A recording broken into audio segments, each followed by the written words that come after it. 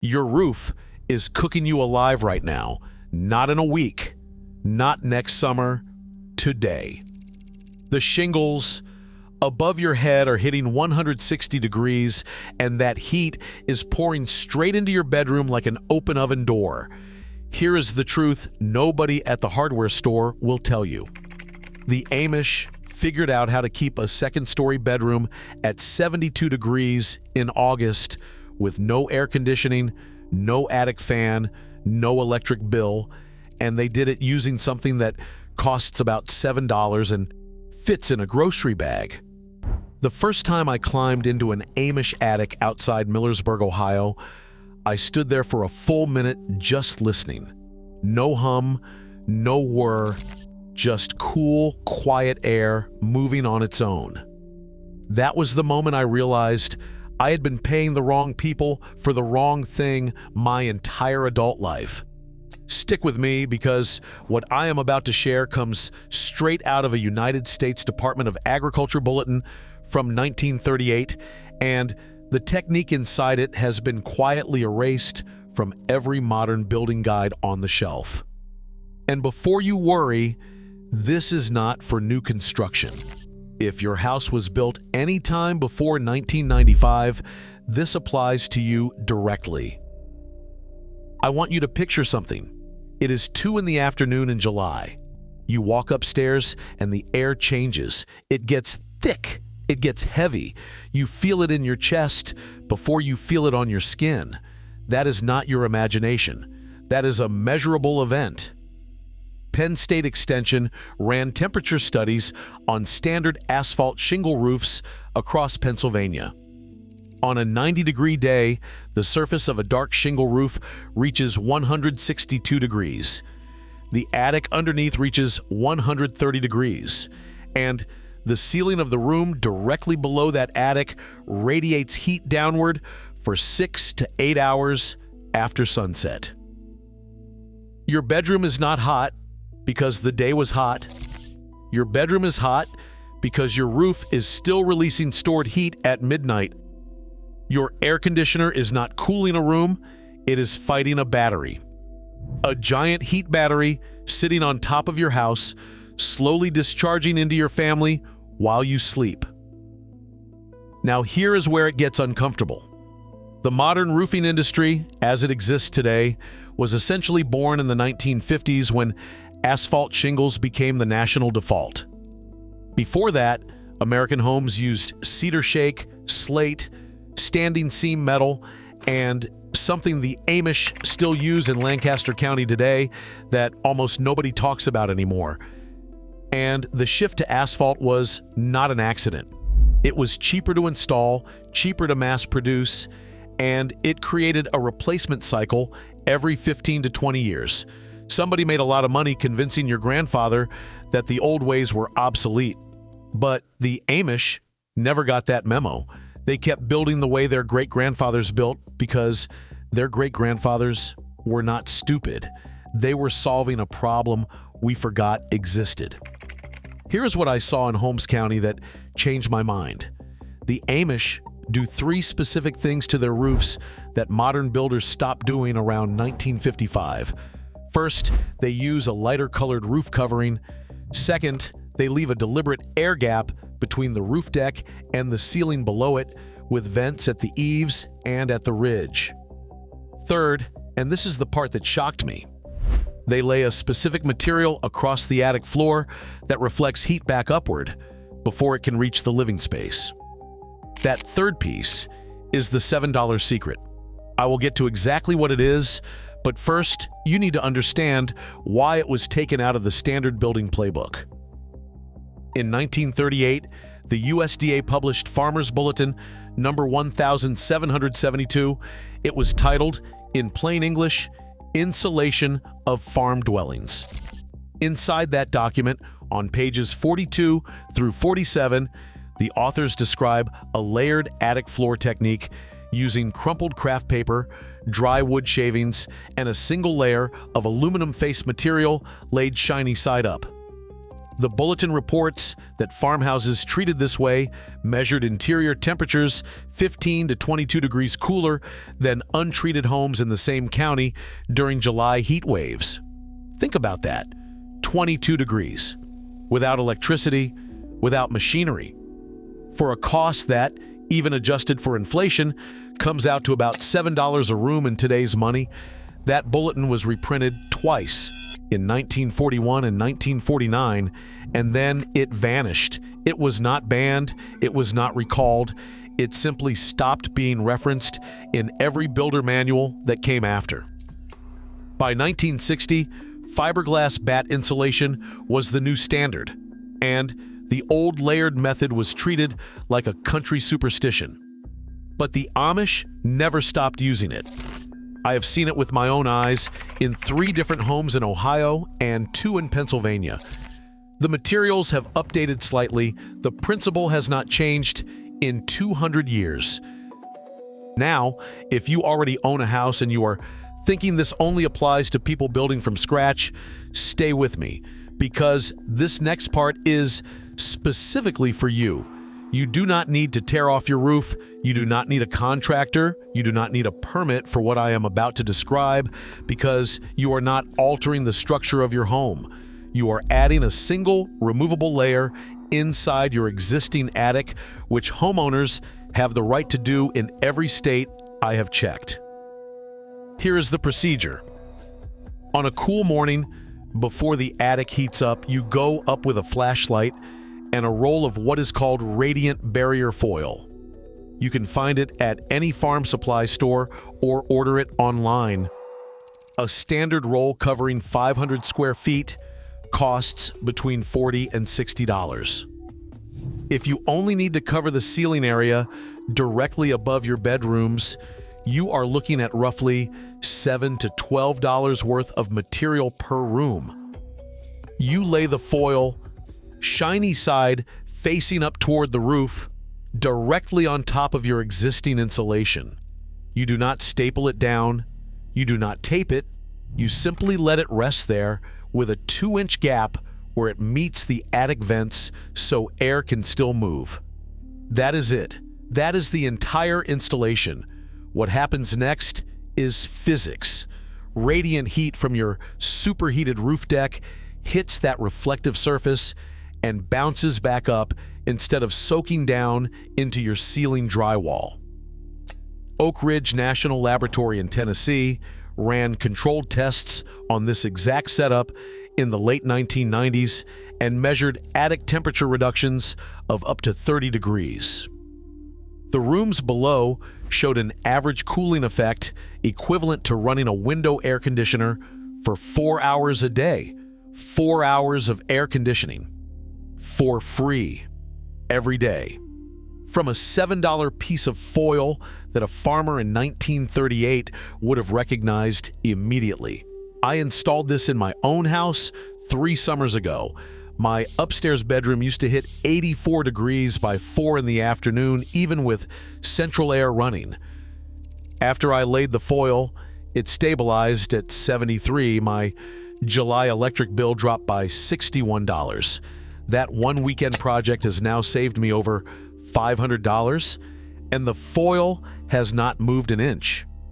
But here's what bothers me. Why is this not on every home improvement show? Why did my father, who built houses for 30 years, never hear about it? Why does the insulation aisle at the big box store push you toward $300 blown-in cellulose when a $40 roll of foil does more work? I will let you answer that question for yourself. I have my suspicions. When a product solves a problem permanently for $7, somebody loses a customer for life. And somebody does not like losing customers. Now, I want to go deeper, because there is one more layer to this, and it is the layer that separates people who save a little money from people who never pay a summer electric bill again. The Amish do not just reflect the heat, they move it. Every Amish attic I have ever been inside has what old builders called a breathing roof. It is a continuous vent at the peak of the roof, and matching vents along the bottom edge where the roof meets the wall. Hot air rises, exits through the peak, and pulls cooler air in through the bottom. No fan, no motor, no electricity, just the natural behavior of heated air working for you 24 hours a day. Most modern homes built between 1960 and 1990 have terrible attic ventilation. The builders cut corners, they installed small gable vents that do almost nothing, or they skipped ridge venting entirely because it cost an extra $200 at the time. You can check yours right now. Go stand in your attic on a sunny afternoon. If the air feels stagnant, if you cannot feel a slow current moving from the eaves up toward the peak, your attic is suffocating. And a suffocating attic turns your roof into the heat battery I described earlier. The fix for older homes is something called a soffit to ridge retrofit, and Cornell Cooperative Extension published a homeowner guide on this in 2011 that walked through the process step by step. You add small circular vents under the eaves, spaced every 4 feet, and a continuous ridge vent along the peak if one is missing. For a standard one-story ranch, the materials run about $90.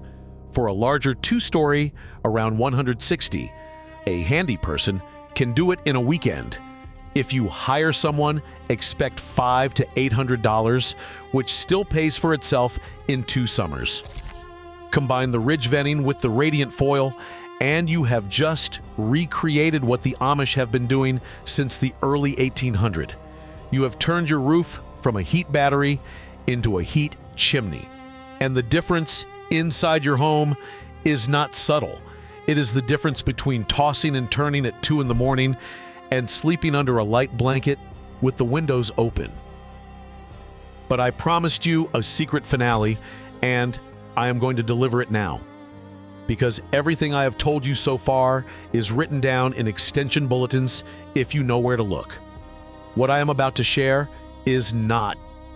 I found this during a conversation with an older Amish gentleman named Amish, who was 78 when I met him in a farmhouse kitchen outside Berlin, Ohio, in the fall of 2019. He told me that his grandfather, who built the house we were sitting in back in 1897, used to pack the attic floor joists with a specific material before laying the floorboards down. I asked him what it was. He said, and I will never forget this, sheep wool and crushed oyster shell. I thought he was pulling my leg. He was not. I went and checked. I dug through old Pennsylvania Dutch building records, and then I found a reference in a book called The Rural Economy of New England, originally published in 1822 by a man named Thomas Fessenden. Fessenden describes exactly this practice. Raw wool, unwashed, packed loosely between ceiling joists with a thin layer of crushed seashell or limestone laid on top. The wool insulates. That part is obvious, but the crushed shell does something I had never considered. Calcium carbonate, which is what seashell and limestone mostly are, absorbs moisture and releases it slowly. It regulates humidity. An attic packed with wool and shell does not just stay cooler, it stays drier. And a dry attic does not grow mold, does not rot the framing, does not warp the roof deck, and does not require a dehumidifier. Now, you are probably not going to fill your attic with sheep wool and oyster shells this weekend. I understand that. But here is the modern translation that Amish himself uses in the homes he helps build today. He buys raw sheep wool from a local farmer for about $1 a pound, and he buys crushed agricultural lime from the feed store for $3 a bag. For a single bedroom ceiling, he uses roughly 15 pounds of wool and 1 bag of lime. Total cost, about $18. You lay the wool between your joists on top of whatever insulation is already there. You sprinkle a thin layer of agricultural lime on top. You cover it with your radiant foil, shiny side up. That is the complete Amish attic system. Wool, lime, foil, 3 layers that cost under $30 per room and will outlast your roof. This combination does something no modern insulation product can do on its own. It reflects radiant heat, absorbs excess moisture, buffers temperature swings, and resists pests because lime is a natural deterrent to insects and rodents. Fiberglass does one job, wool and lime do 4 jobs simultaneously for a fraction of the price. And the Fessenden book from 1822 is sitting in the Library of Congress right now. Anybody can read it. The knowledge was never hidden. It was just quietly stepped over by an industry that found more profit in complexity. That is what gets me. The Amish did not invent this. They just refused to forget it. So here is where we are. You started this video wondering why your upstairs bedroom feels like a sauna. You now know that your roof is a heat battery, that a $7 piece of foil can reflect most of that heat back where it came from, that a weekend ventilation retrofit can turn your attic into a chimney, and that a 200-year-old recipe of wool and lime can finish the job for the price of a restaurant dinner. You did not learn any of this from a contractor. You did not learn it from a utility company. You learned it from a bulletin the USDA published in 1938, a book a farmer wrote in 1822, and an Amish man in Ohio who was still using his grandfather's method in a kitchen I sat in personally.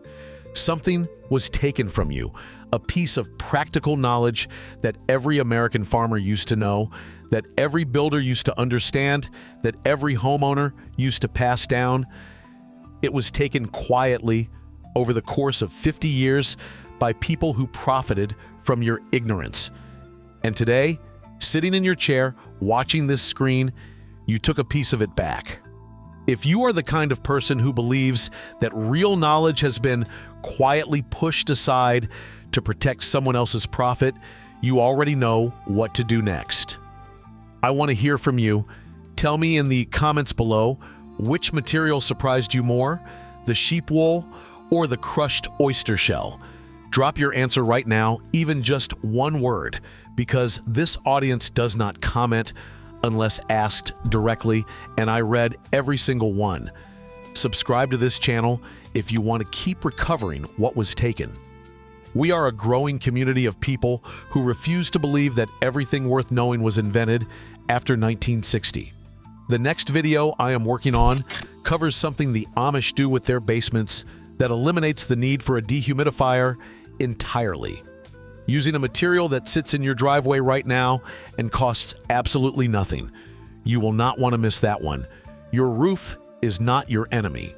The people who convinced you to forget how to tame it are. Now you remember, and that changes everything. Before I let you go, I want to sit with you a little longer because there are details I could not fit into the main body of this video that deserve to see daylight. These are the footnotes that historians usually bury and the practical scraps that the old builders would have told you over a cup of chicory coffee if you had been born in 1840 instead of whatever year you were born. The first thing I want you to understand is the exact timeline of how this knowledge disappeared. It did not vanish in one clean break. It dissolved in 3 waves. The first wave began around 1902 when the National Association of Fire Underwriters started pressuring municipalities to adopt unified building codes. Their intentions were not evil. They had watched Baltimore burn in 1904, a fire that consumed 1,526 buildings in 30 hours, and they wanted to prevent another. But in writing those codes, they favored materials that could be tested in a laboratory, measured by a machine, and certified with a stamp. Sheep wool could not be stamped. Crushed oyster shell could not be certified. A cedar shake soaked in boiled linseed oil and beeswax, the way the Pennsylvania Dutch had been doing it since 1737, could not be reduced to a single R value printed on a tag. So it was excluded, not banned, just excluded. And what is excluded from code soon becomes excluded from practice.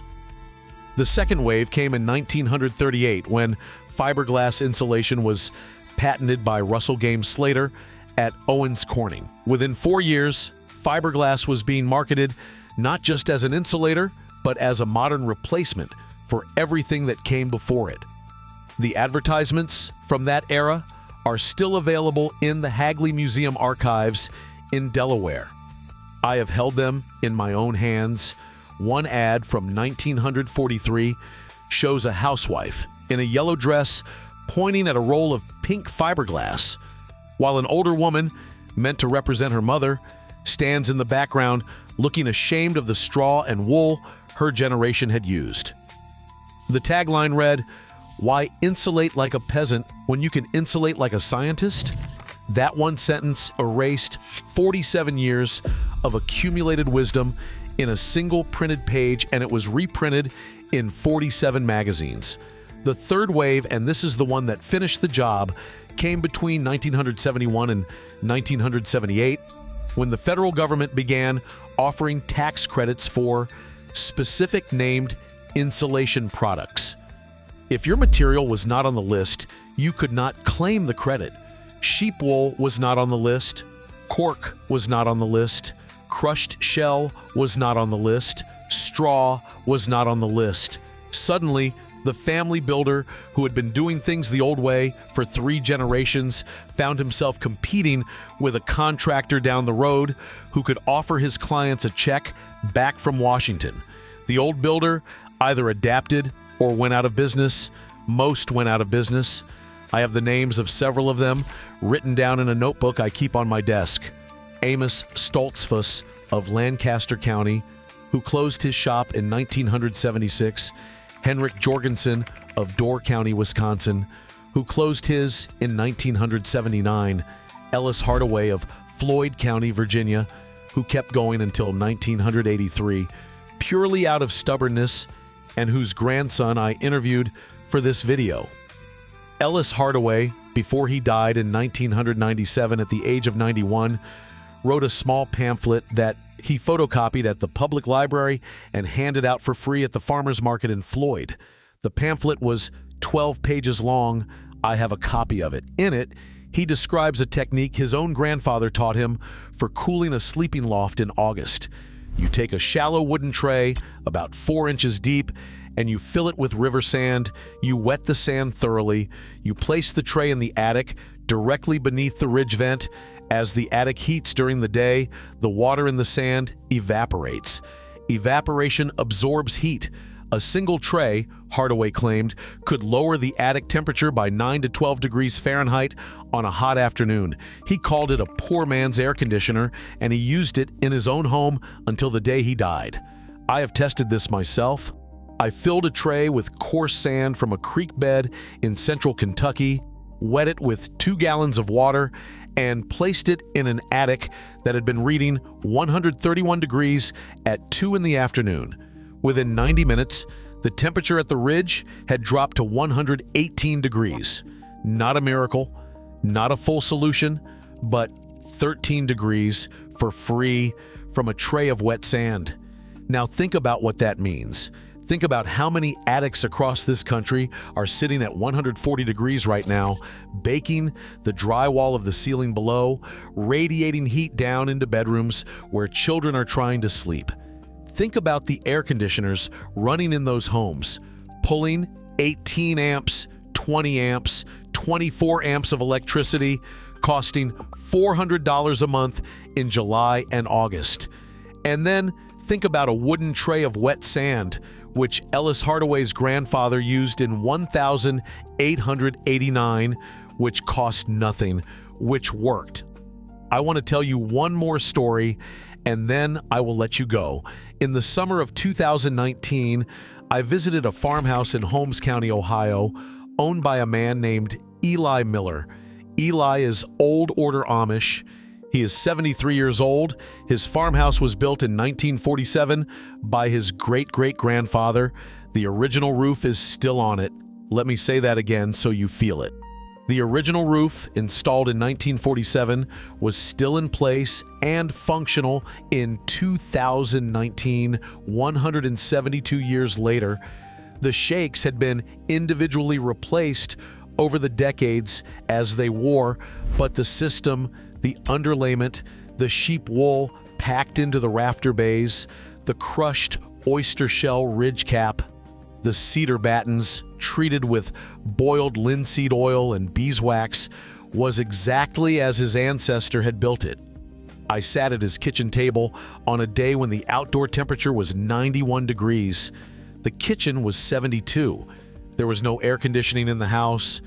There was no electricity in the house. There was a breeze coming down from the attic through a vent above the stove, and that breeze was cool. I asked him how it worked. He shrugged. He said, "The house breathes. You make a house that breathes and it cools itself." He poured me a glass of water from a pitcher on the counter, and the water was cold because the pitcher had been sitting in a clay pot wrapped in a damp cloth. Another evaporative trick that his grandmother had taught him. I drank the water. I sat in that kitchen for almost 3 hours.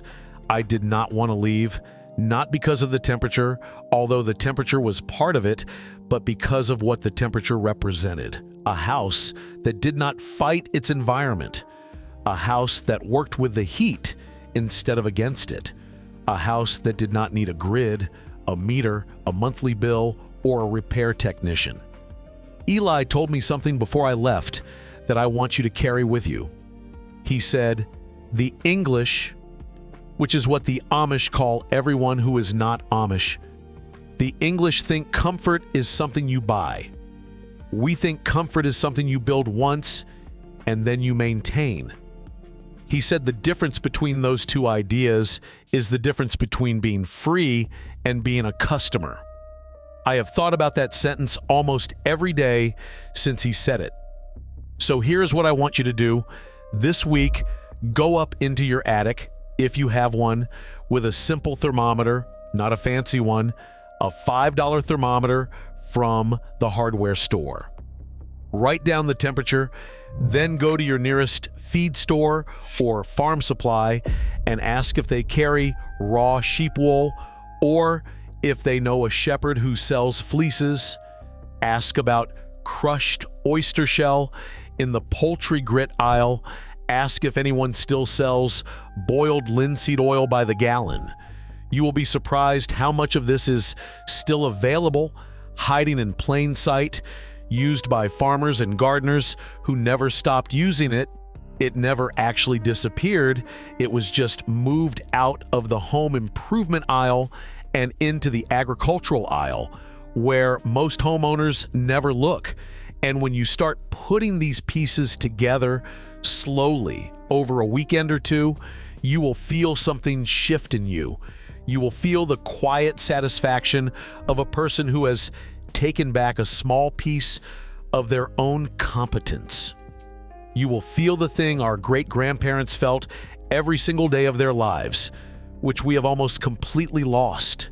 The feeling of knowing how your own house works and being able to fix it yourself with materials you can see and touch and afford. That feeling is worth more than any tax credit. It is worth more than any warranty.